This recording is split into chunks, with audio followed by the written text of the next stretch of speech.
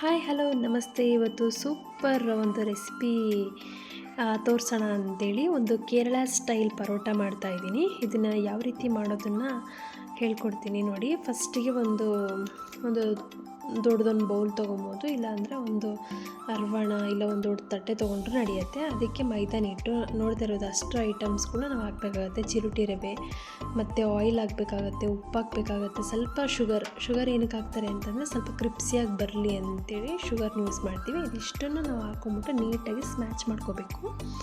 ನೀಟಾಗಿ ಸ್ಮ್ಯಾಚ್ ಮಾಡಿಕೊಂಡು ಮತ್ತು ಅದಕ್ಕೆ ನಿಮಗೆ ಹದ ಗೊತ್ತಾಗುತ್ತೆ ಕಲಿಸುವಾಗ. ಒಂದು ಸಾಫ್ಟ್ ಬರೋ ಅಷ್ಟು ನಾವು ನೀರು ಹಾಕ್ಕೊಳ್ತಾ ಕಲಿಸ್ಬೇಕಾಗತ್ತೆ. ಲಾಸ್ಟ್ ಫುಲ್ ಫಿನಿಶ್ ಆದಮೇಲೆ ಸ್ವಲ್ಪ ಆಯಿಲ್ ಹಾಕ್ಕೊಂಡು ನಾವು ನೀಟಾಗಿ ಸ್ಮ್ಯಾಚ್ ಮಾಡಿಕೊಂಡ್ರೆ ನೋಡಿ, ಹಿಂಗೆ ಬೆರಳು ಹಾಕಿದರೆ ಬೆರಳು ಹೋಗ್ಬೇಕು ಅದರಲ್ಲಿ, ಅಷ್ಟು ಸಾಫ್ಟಾಗಿ ನೀವು ಅದನ್ನು ಒಂದು ಹಿಟ್ಟನ್ನು ಕಲಿಸ್ಕೊಬೋದು. ಮತ್ತು ಈ ಹಿಟ್ಟನ್ನು ಇದಕ್ಕೆ ಬರೀ ಮೈದಾ ಹಿಟ್ಟಲ್ಲೇ ಮಾಡಬೇಕು ಅಂತ ಏನಿಲ್ಲ. ಇದ್ರ ಜೊತೆ ಸಿಗಬೇಕಾದ್ರೆ ಹಾಫ್ ಅರ್ಧ ಗೋಧಿ ಹಿಟ್ಟು ಅರ್ಧ ಮೈದಾ ಕೂಡ ಮಿಕ್ಸ್ ಮಾಡ್ಬೋದು. ನಾನು ಗೋಧಿ ಹಿಟ್ಟು ಹಾಕಿಲ್ಲ, ಬರೀ ಮೈದಾದಲ್ಲೇ ಮಾಡಿದ್ದೀನಿ. ಸೂಪರಾಗಿ ಬರುತ್ತೆ. ಮತ್ತು ನೀವು ಸ್ವಲ್ಪ ಟ್ರೈ ಮಾಡಿ, ಮನೇಲಿ ಒಂದು ಸಲ ಟ್ರೈ ಮಾಡಿ. ಈ ವಿಡಿಯೋ ನೋಡಿಬಿಟ್ಟು ಟ್ರೈ ಮಾಡಿ ಹೇಳಿ ನಮಗೆ ಹೇಗೆ ಬಂತು ಅಂತೇಳಿ ಒಂದು ಕಮೆಂಟ್ ಮಾಡಿ ತಿಳಿಸಿ. ಏಕೆಂದರೆ ನಾನು ಮಾಡಿರೋ ರೆಸಿಪಿ ನನಗೆ ಮಾತ್ರ ಚೆನ್ನಾಗಿ ಬಂತು ಅನ್ನೋದಕ್ಕಿಂತ ಬೇರೆ ಯಾರಾದರೂ ಅದನ್ನು ನೋಡಿ ಟ್ರೈ ಮಾಡಿ ಮಾಡಿದಾಗ ಅವರಿಗೆ ಒಂದೊಳ್ಳೆ ರಿಸಲ್ಟ್ ಬಂದರೆ ನನಗೆ ಅದೇ ಖುಷಿ ಅಂತಲೇ ಹೇಳ್ಬೋದು. ಮತ್ತು ನೋಡ್ತಾ ಇರ್ಬೋದು, ಅದನ್ನು ಪರೋಟ ಆದಮೇಲೆ ಪರೋಟ ಜೊತೆಗೆ ಒಂದು ಗ್ರೇವಿ ಏನಾದರೂ ಬೇಕಲ್ವಾ. ಸೊ ಗ್ರೇವಿ ಹೇಗೆ ಮಾಡೋದಂತ, ಅದು ಹಿಟ್ಟು ಸ್ವಲ್ಪ ನೆನ್ಕೋಬೇಕು. ಆ ಸೈಕಲ್ ಗ್ಯಾಪಲ್ಲಿ ಇದನ್ನು ನೋಡ್ಕೊಂಬಿಡಿ. ಸೊ ಒಂದು 2 ಥರ ನಾವು ಮಸಾಲ ರುಬ್ಕೋಬೇಕಾಗತ್ತೆ. ನೋಡ್ತಾ ಇರ್ಬೋದು, ವೀಡಿಯೋದಲ್ಲಿ ಹಾಕಿದ್ದೀನಿ ನಾನು.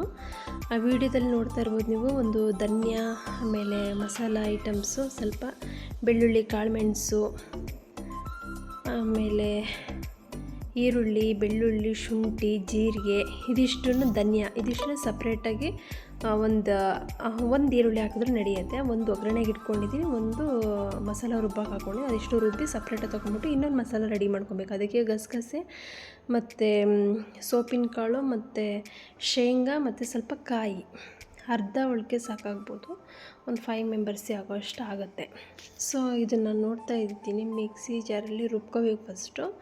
ಇದು ರುಬ್ಕೊಂಡು ಒಂದು ಬೌಲಿಗೆ ತೊಗೊಬೋದು. ಇಲ್ಲಾಂದರೆ ತಕ್ಷಣ ಇಮಿಡಿಯೇಟಾಗಿ ನೀವು ಒಗ್ಗರಣೆ ಹಾಕ್ಕೊಂಡಿದ್ರೆ ಡೈರೆಕ್ಟಾಗಿ ಒಗ್ಗರಣೆಗೆ ಸ್ವಲ್ಪ ಈರುಳ್ಳಿ, ಟೊಮೊಟೊ ಮತ್ತು ಕರಿಬೇವು, ಇದಿಷ್ಟು ಬೇಕಾದರೆ ಗೋಡಂಬಿ ಇದ್ದರೆ ಗೋಡಂಬಿ ಹಾಕ್ಕೋಬೇಕಾಗತ್ತೆ. ಅದು ಹಾಕ್ಕೊಂಡು ಇದು ಡೈರೆಕ್ಟಾಗಿ ರುಬ್ಬಿಟ್ಟು ಹಂಗೆ ಪ್ಯಾನ್ಗೆ ಹಾಕ್ಕೊಂಡ್ರೂ ನಡೆಯುತ್ತೆ. ಇಲ್ಲ ಒಂದು ಬೌಲಲ್ಲಿ ತೊಗೊಂಡು ಫಸ್ಟ್ ರೆಡಿ ಮಾಡಿ ಇಟ್ಕೊಂಡು ಒಂದೇ ಸಲ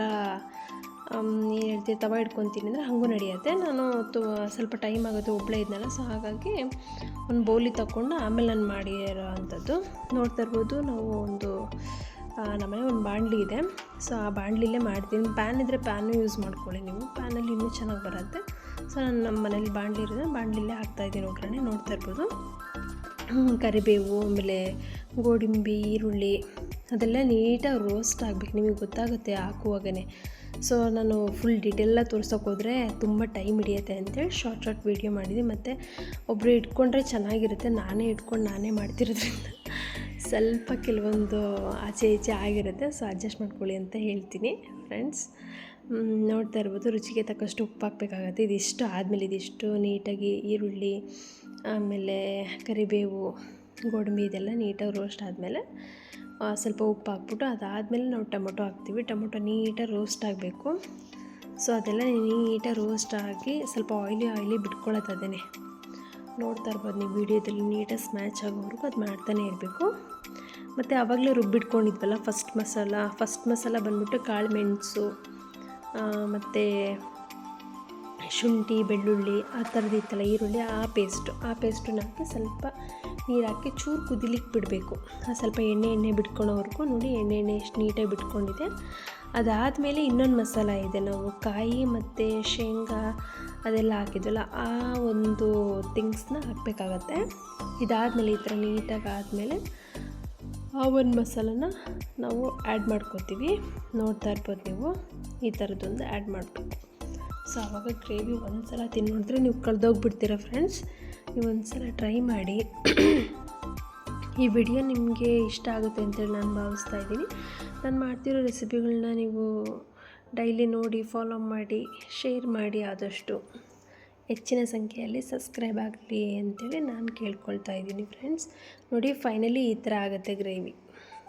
ಸೊ ಅದೆಲ್ಲ ಆದಮೇಲೆ ನಾನು ಖಾರದ ಪುಡಿ ನಾನು ಮುಂಚೆನೇ ಹಾಕಿರಲಿಲ್ಲ, ನಾನು ಡ್ರೈ ಆಗಿ ಯೂಸ್ ಮಾಡಿದೆ. ಅದೆಲ್ಲ ನೀಟಾಗಿ ಆದಮೇಲೆ ಖಾರದ ಪುಡಿ ಮತ್ತು ಸ್ವಲ್ಪ ಗರಂ ಮಸಾಲ ಹಾಕಿದ್ದೀನಿ, ಒಂದು ಚಮಚ ಒಂದು ಸ್ವಲ್ಪ ಖಾರದ ಪುಡಿ. ಅದಾದಮೇಲೆ ಸ್ವಲ್ಪ ಗರಂ ಮಸಾಲ ಹಾಕಿ ಇದು ಮಾಡಿದ್ದೀನಿ. ಆವಾಗಲೇ ಹಿಟ್ಟು ನೆನ್ಕೊಳ್ಳಿಕ್ಕೆ ಇಟ್ಟಿದ್ದೆನಲ್ಲ, ಸೊ ಅದು ಬಂದ್ಬಿಟ್ಟು ಈ ಥರ ಫಸ್ಟಿಗೆ ಒಂದು ನೀಟಾಗಿ ಉಜ್ಕೋಬೇಕಾಗತ್ತೆ. ಉಜ್ಕೊಂಡು ಲೇಯರ್ ಕಟ್ ಮಾಡಬೇಕು. ಅದನ್ನು ನೀಟಾಗಿ ಕಟ್ ಮಾಡಿಬಿಟ್ಟು ಅದಾದಮೇಲೆ ಬೇಯಿಸ್ಬೇಕು. ಬೇಯಿಸಿದ್ರೆ ಈ ಥರ ಬರುತ್ತೆ. ನೋಡಿ ಫೈನಲಿ ಈ ಥರ ಬಂತು. ನಮ್ಮ ಯಜಮಾನ್ರು ಟೇಸ್ಟ್ ಮಾಡ್ತಾಯಿದ್ದಾರೆ. ಸೊ ಈ ವಿಡಿಯೋ ನಿಮಗೂ ಕೂಡ ಇಷ್ಟ ಆಗುತ್ತೆ ಅಂತೇಳಿ ನಾನು ಭಾವಿಸ್ತಾ ಇದ್ದೀನಿ. ನೆಕ್ಸ್ಟ್ ವಿಡಿಯೋದಲ್ಲಿ ನೆಕ್ಸ್ಟ್ ರೆಸಿಪಿ ಜೊತೆ ಸಿಗ್ತೀನಿ. Take care, bye, see you.